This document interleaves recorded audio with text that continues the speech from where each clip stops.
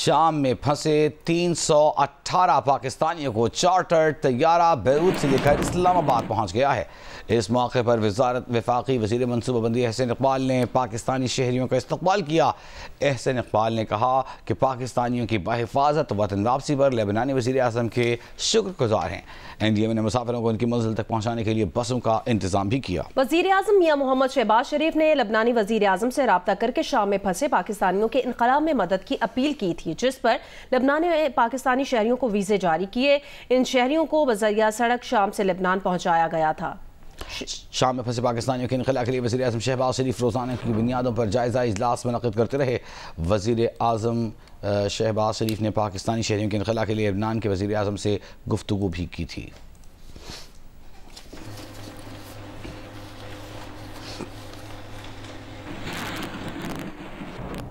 अभी आपको खबर दें, इसराइली फौज ने गोलान की पहाड़ियों और कनीतरा की जानिब पेशकदमी शुरू कर दी है। ईरानी मीडिया के मुताबिक इसराइली फौज अल-हरिया में दाखिल हो गई है और रहायशियों को इलाका छोड़ने का हुक्म भी दे दिया गया है।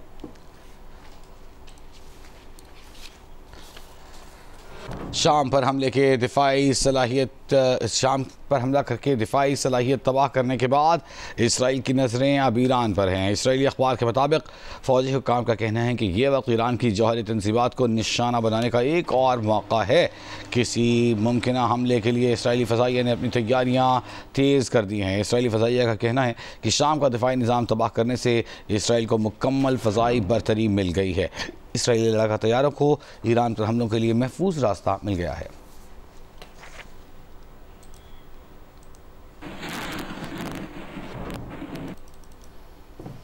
इसराइली फ़ौज ने गोलान की पहाड़ियों और कनीतरा की जानिब पेशकदमी शुरू कर दी है। ईरानी मीडिया के मुताबिक इसराइली फ़ौज अल-हरिया में दाखिल हो गई है और रिहायशियों को इलाका छोड़ने का हुक्म दे दिया है।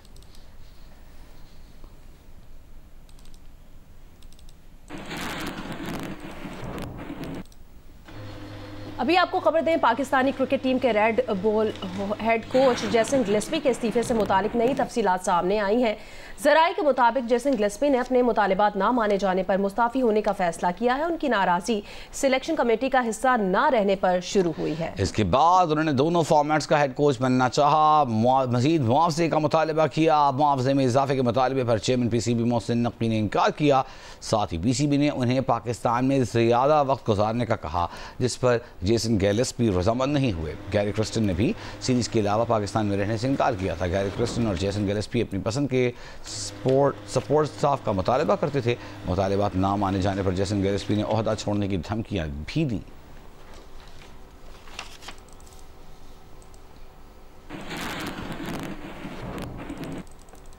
और अब आपको पता है कि chief justice Pakistan justice Yahya Afridi की ज़ेर सदारत सुप्रीम जुडिशल काउंसिल का अहम इजलास आज तलब किया गया है। सुप्रीम जुडिशल काउंसिल का इजलास दोपहर 2 बजे होगा। इजलास में ज़ेर इल्तिवा शिकायत का जायजा लिया जाएगा।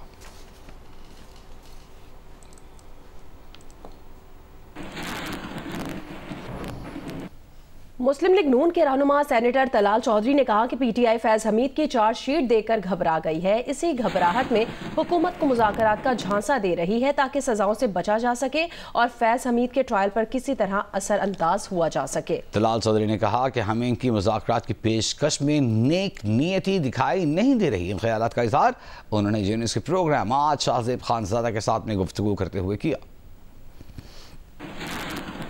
वो आप लोगों से बात करना चाहते हैं, 5 रुकनी कमेटी बना दी है, बार बार वो स्टेटमेंट दे रहे हैं। इमरान खान साहब भी कह रहे हैं मैंने कमेटी बनाई है बातचीत करने के लिए। उन्होंने पेश की शराइ से भी पीछे हट गए कि बात कर लें। आप लोग अब बात करने को तैयार नहीं है। जब जनरल फैज हमीद की चार्जशीट देखी है तो उस वक्त सजाओं से घबरा गए हैं और उस घबराहट में ये एक टेक्टिकल मूव है। वो ये झांसा दिया जा रहा है कि भी किसी तरह ये वक्त गुजारा जाए, इन सजाओं से बचा जाए। ये कहते हैं ना ट्रुथ एंड रिकंसिलिएशन कमीशन बनना चाहिए। तो इनकी तो माफियां बहुत लंबी हैं, ये तो कभी मानते ही नहीं है अपनी गलतियों को। ये सारा कुछ इस वक्त इन्हें याद आया है जब चार्जशीट किया गया है जनरल फैज और बानी PTI को इकट्ठे। ये इकट्ठे चार्जशीट है, ये सारी रिलेट करती है कि किसी तरह वो ट्रायल जो है जनरल फैज का उसको इंपैक्ट किया जाए, अफेक्ट किया जाए और रोका जाए, क्योंकि इन्हें पता है कि ये गिल्टी है। अगर 26वीं तरमीम ना होती तो 26 नवंबर को पाकिस्तान की बगावत कामयाब होती और पाकिस्तान लिबिया, इराक और शाम बन जाता। हमें कहते थे ये चोर और चोरों से हम हाथ नहीं मिलाएंगे, आज क्या हम वही नहीं है? यानी ये सारा इनके डबल फेस है। हमें नेक नीति नजर नहीं आ रही। नेक नीति नजर आएगी उस वक्त जब गरीब की रोटी पे बात करेंगे, इकोनॉमी पे बात करेंगे, दहशतगर्दी पे बात करेंगे। ये तो बात कर रहे हैं कि हमारे लोगों को रहा करें। हमारे ये सियासी कैदी हैं, ये सियासी कैदी नहीं है, ये मुजरम है बगावत के। तहरीक इंसाफ के रहनुमा अली मोहम्मद खान ने इसी प्रोग्राम आज शाहजेब खानजादा में गुफ्तगू करते हुए कहा कि वो मुज़ाकरात के मामले पर हुकूमती रवैया देखकर हैरान हैं। बानी पीटीआई की जानिब से पार्टी लीडरशिप से नाराजगी के सवाल पर अली मोहम्मद खान ने कहा, कल परसों बैरिस्टर गौहर अली खान और सलमान अकरम राजा बानी पीटीआई से मुलाकात करने जाएंगे। अगर कोई तहफ़्फ़ुज़ात हुए तो उन तक पहुंच जाएंगे। मैं बड़ा हैरान हूँ जो मैं रवैया हुकूमत का देख रहा हूँ। इस तरह तो किसी मतलब लनान डिक्टेटरशिप में भी नहीं होता। ये हुकूमत जो अपने आप को जमहूरी कहती है, ये तो एक अब फेस सेविंग से भी रही। इमरान खान साहब की तरफ से कमेटी बन गई है, उसको अगर हुकूमत सीरियस नहीं लेती है और उस पर कोई स्टेप नहीं लेती तो मेरे लिए बतौर पाकिस्तानी बहुत अलार्मिंग होगा कि इतना खून बहने के बाद भी और इतना कुछ होने के बाद भी अगर होश के नाखून नहीं लिए। आपकी दोनों तरफ से, हर तरफ से पार्टी लीडरशिप इस वक्त पिस रही है। ना इमरान खान साहब खुश, ना बुशरा बीबी साहिबा खुश, ना एस्टैब्लिशमेंट बात करने को तैयार, ना हुकूमत बात करने को तैयार। तहरीक इंसाफ की जो लीडरशिप इस वक्त ग्राउंड पे खड़ी है, एक्सपेक्टेशन बेइंतहा है और मैं ये समझता हूँ कि एक्सपेक्टेशन जायज। गौर साहब या राजा साहब जब जाएंगे कल परसों अडयाला, उससे उनकी बात हो जाएगी। अगर कोई रिजर्वेशन है तो वो उन तक पहुंच जाएगी और पार्टी को उससे आगाह कर देंगे। आज से 10 दिन पहले डी चौक पे गोली चली, लेकिन एक भी गोली चली जो हमारा एक बयानिया है कि गोली क्यों चलाई। आप हमारी एक भी बात ना माने, वहां बैठ जाते। अगर 126 दिन बैठ सकते थे तो 26 घंटे बैठ जाते। खान साहब ने सिविल नाफरमानी से पहले कमेटी बनाई है। हम उस तरफ तो सब देख रहे हैं कि एहतजाज की कॉल इमरान खान साहब ने दी है, लेकिन इस तरफ कोई नहीं देख रहा कि उससे पहले उन्होंने कमेटी क्यों बनाई। ये 5 बंदों की कमेटी इसलिए बनाई है कि हमेशा ये बात हमारे बारे में, खान साहब के बारे में होती थी कि तहरीक इंसाफ बात नहीं करती। ये जो कमेटी है, आप मुझे बताएं, आपके नॉलेज में कोई ऐसी बात आई है कि इस कमेटी ने ये कहा है कि हम सियासी फोर्सेस से बात नहीं करेंगे या एस्टैब्लिशमेंट से करेंगे या उससे करेंगे, ऐसे नहीं करेंगे। सेनेटर शहरी रहमान ने पीटीआई को आड़े हाथों ले लिया। सेनेट से खिताब में कहा कि आप किस मुंह से माफ़ी मांगने की बात करते हैं, माफ़ी तो आपको मांगनी चाहिए। सिविल नाफरमानी की कॉल आपने दे रखी है, कहते हैं बातचीत करें। कोई नहीं चाहता जो आपने 24 नवंबर को इस्लामाबाद में किया वो पाकिस्तान की सड़कों पर हो। अगर चाहते हैं जमहूरियत और बुनियादी हुकूक का दौर बहाल हो तो पहले आपको गैर जमहूरी कार्रवाइयों का रास्ता रोकना होगा। Freedom always comes with responsibility. आपको तब फ्रीडम मिलेगी जब आप जिम्मेदारी लेंगे। आप अपने मुल्क के अमन, इस्तेकाम और उसके अवाम की जिम्मेदारी लेंगे। अभी तक आपको ये समझ बात नहीं आई है कि आपने जो 9 मई को किया वो किसी पार्टी ने कभी नहीं किया है। तो माफी तो आप मांगे मेरे भाई। खुदारा हमसे माफियां किस मुंह से आप मंगवा रहे हैं? सिविल नाफरमानी की अभी भी कॉल दी हुई है और एक तरफ हमसे कह रहे हैं कि हमसे बातचीत करें, ट्रूथ एंड रिकंसिलिएशन। ट्रूथ तो तब होगा जब आपको हमसे माफी मांगेंगे आपने क्या किया है। हम नहीं चाहते, कोई नहीं चाहता कि पाकिस्तान की सड़कों पे, इस्लामाबाद की सड़कों पर वो हो जो आपने करवाया।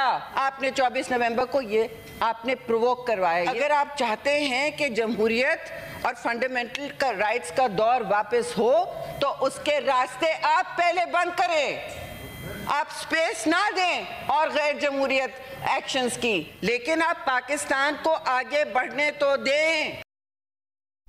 वज़ीर-ए-आज़म शहबाज शरीफ ने कहा है कि हुकूमत की बेहतर मुआशी पॉलिसियाँ और मुआशी टीम की मेहनत के समरात मिलना शुरू हो गए हैं। बरामदात और रिकॉर्ड तरसीलात ज़र की बदौलत मुल्की ज़र मुबादला के ज़खायर में इजाफा हुआ है। शहबाज शरीफ का overseas chamber of commerce and industry की हालिया रिपोर्ट पर इजहार इत्मीनान। कहा, बैरूनी सरमायाकारों के पाकिस्तान पर एतमाद में इजाफा हुआ है।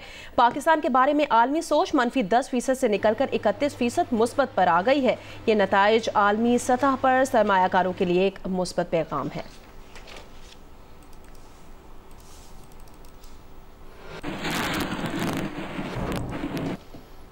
वज़ारत तवानाई ने गुज़श्ता 2 साल में IPPs को कैपेसिटी अदायगी की तफसीलात सैनेट में पेश की हैं। हुकूमत के 180 IPPs के साथ मुआहिदे हुए हैं। साल 2022 और 23 में 36 IPPs को 487 अरब रुपए कैपेसिटी अदायगी की गई है। साल 2023-24 में 36 IPPs को 923 अरब रुपए की कैपेसिटी पेमेंट की गई। साल 2022-23 में 5 IPPs को उनकी कैपेसिटी पेमेंट से 50% ज़ायद अदाई की गई। इन 5 IPPs को 188 अरब रुपए की कैपेसिटी पेमेंट की गई, जबकि गुज़िश्ता माली साल में गर्दिशी कर्जे में 83 अरब रुपए का इजाफा हुआ। सबसे ज्यादा और कम कीमत और बिजली पैदा करने वाली कंपनीज की तफसीलात पेश की गई हैं। सबसे ज्यादा महंगी बिजली पाक जेन पावर लिमिटेड की 36 रुपये 21 पैसे की भी है और सबसे सस्ती बिजली उच्च पावर लिमिटेड की 3.10 रुपये, थरकोल ब्लॉक 1 की 5 रुपये 53 पैसे और एंगर पावर जिन थर लिमिटेड की 5 रुपये 56 पैसे केवी की बिजली है। वज़ारत तवानाई ने तहरीरी जवाब में बताया कि गुज़िश्ता माली साल में गर्दिशी कर्ज में 83 अरब रुपए का इजाफा हुआ। वज़ारत तवानाई के तहरीरी जवाब में बताया गया है कि दस्तियाब पैदावारी सलाहियत मुल्क की बिजली की तलब को पूरा करने के लिए काफ़ी है। पैदावारी शॉर्टफॉल के बायस मुल्क में कोई लोड शेडिंग नहीं की जा रही।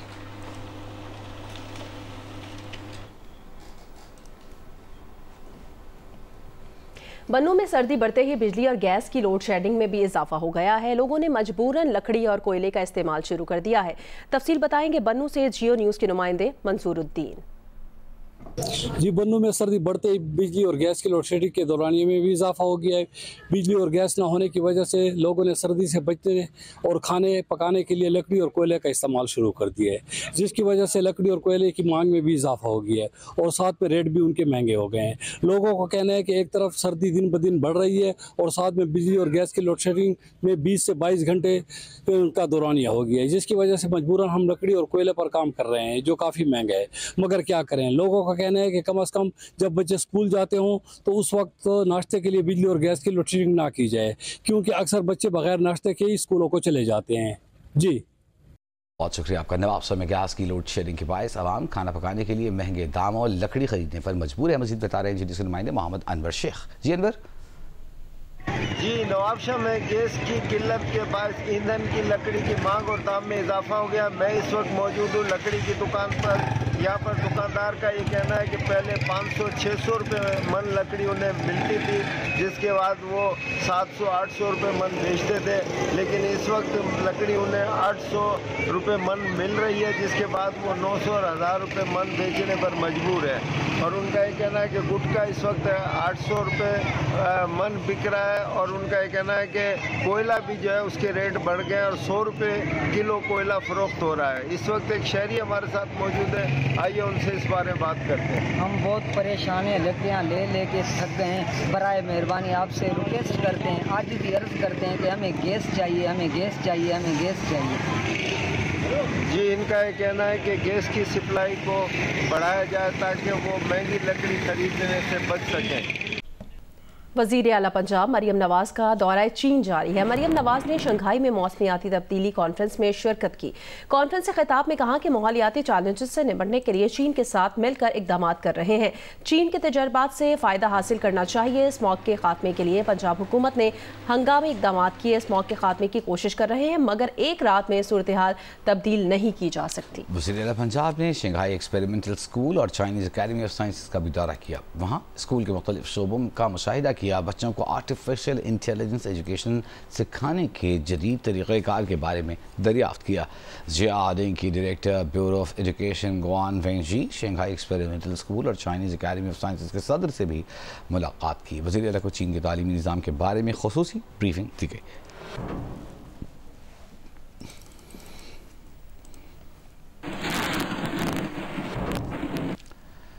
ज़िला कुर्रम में अमन अमान की सूरत हाल पर ग्रैंड अमन जरगा फैसले के करीब पहुँच गया। फैसला आज ही होने का इम्कान है। कुर्रम में अमवात के बाद पेशावर पाराचनार मरकजी शाहरा समेत आमद रफ्त के तमाम रास्ते ताहाल बंद हैं। इलाके में अशिया कुरनोश, पेट्रोल, अद्वियात और गैस की किल्लत के बायस शहरियों को शदीद मुश्किलात का सामना है।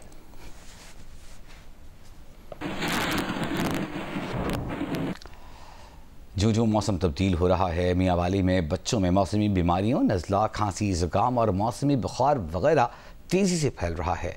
मज़ीद बता रहे हैं जिन्स के नुमाइंदे असमतुल्लाह।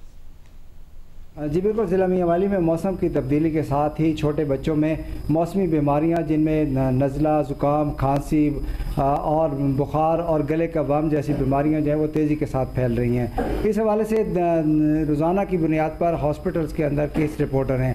हमारे साथ मौजूद हैं डिस्ट्रिक्ट हेडक्वार्टर अस्पताल मियाँ वाली की child consultant doctor Sadia Khalid. हम उनसे बात करते हैं, उनसे पूछते हैं कि इस वक्त क्या सूरत हाल है। सर्दी ज़्यादा होने की वजह से पेशेंट बहुत ज़्यादा रिपोर्ट हो रहे हैं। हर एज के बच्चे हमारे पास आ रहे हैं, स्पेशली जो 5 साल से छोटे बच्चे वो ज़्यादा इन इन्फेक्शंस के साथ आ रहे हैं, फ्लू के साथ, कफ के साथ, फीवर वगैरह के साथ, गले के इन्फेक्शंस के साथ ये बच्चे आ रहे हैं। तो पेरेंट्स को यही इंस्ट्रक्शंस हैं कि अपने तौर पे आप कालपोल या ब्रूफिन तो घर में एडवाइस कर सकते हैं, इनको वार्म रखें। सुबह की ठंडी हवा और रात की जो ज़्यादा सर्द हवा होती है उससे आप इन बच्चों को बचाएं, इससे बच्चे के अंदर इन्फेक्शन के चांसेस कम हो जाते हैं। इस तरह के डॉक्टर साहब ने बताया कि जी वालिदैन को चाहिए कि अपने बच्चों को मौसम की शिद्दत से बचाने के लिए हिफाजती तदाबीर पर अमल दरामद करें और उसके साथ साथ अपने बच्चों को किसी मुस्तनद डॉक्टर की तजवीज़ करदा नुस्खे के बगैर एंटीबायोटिक अद्वियात का इस्तेमाल ना करवाएं। जी कोयटा के सर्द मौसम में खुश्क मेवाजात की मांग की बड़ी दुकानदारों ने तमाम खुश्क मेवों की कीमतें बढ़ा दी हैं।